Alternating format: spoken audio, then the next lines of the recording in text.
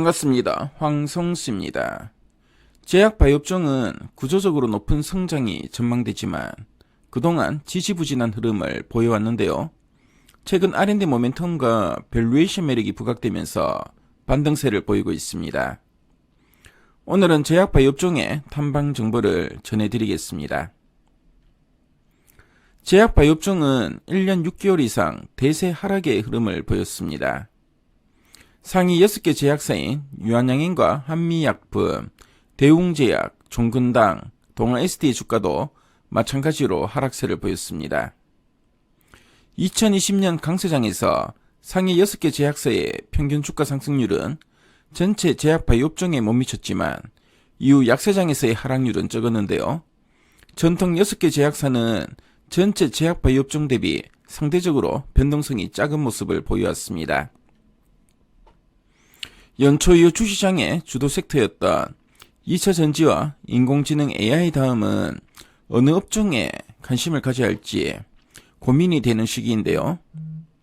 전통 제약업종이 아주 좋은 대안이 될 수 있습니다. 전통 제약업종은 최근 시장의 주목을 받고 있진 못하지만 지금도 매우 꾸준한 고성장을 유지하고 있는데요. 상위 제약 6개사는 지난해 연평균 9.4% 성장했고요. 올해도 7.2% 성장할 것으로 예상됩니다. 앞으로 건강보험 지출액이 많아지고 노령 인구가 늘면서 제약업종은 매년 6에서 7%의 자연 성장을 할 수밖에 없는 구조로 전망됩니다. 그런데 제약업종의 밸류에이션은 역사상 최하 수준까지 떨어져 있습니다.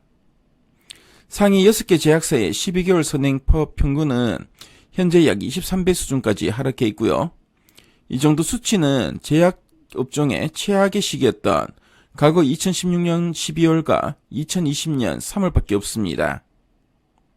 성장성은 그대로인데 밸류에이션만 떨어져 있는 상황에서 제약업종을 반드시 주목해야 할 필요가 있습니다.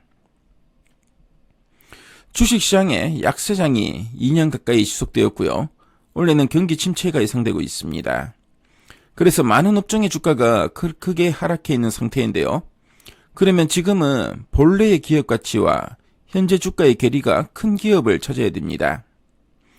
2023년 경기 침체 상황에서도 상관없이 고성장할 업종을 찾아야 하는데요. 그러면 제약업종이 보입니다.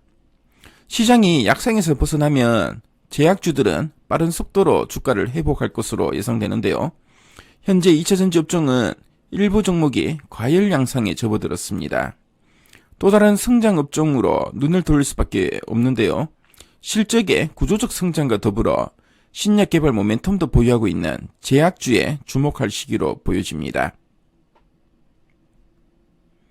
실적 고성장 기업을 찾는 것도 중요하지만 R&D 모멘텀도 제약사 주가에는 굉장한 영향을 미치는데요.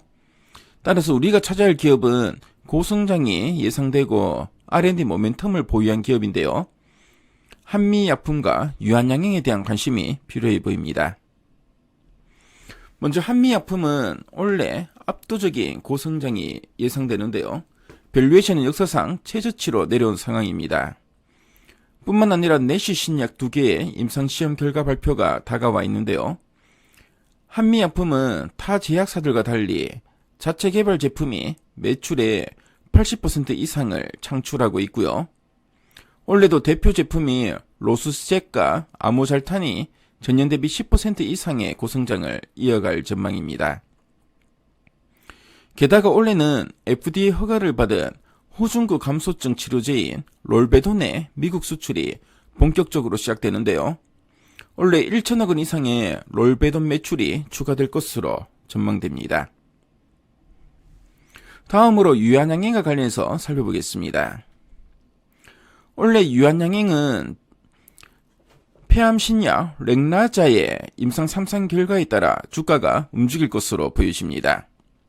유한양행의 올해 실적은 별로겠지만 올해 유한양행의 역사상 가장 중요한 렉나자의 글로벌 임상 3상 2건의 임상 결과 발표가 예정되어 있는데요.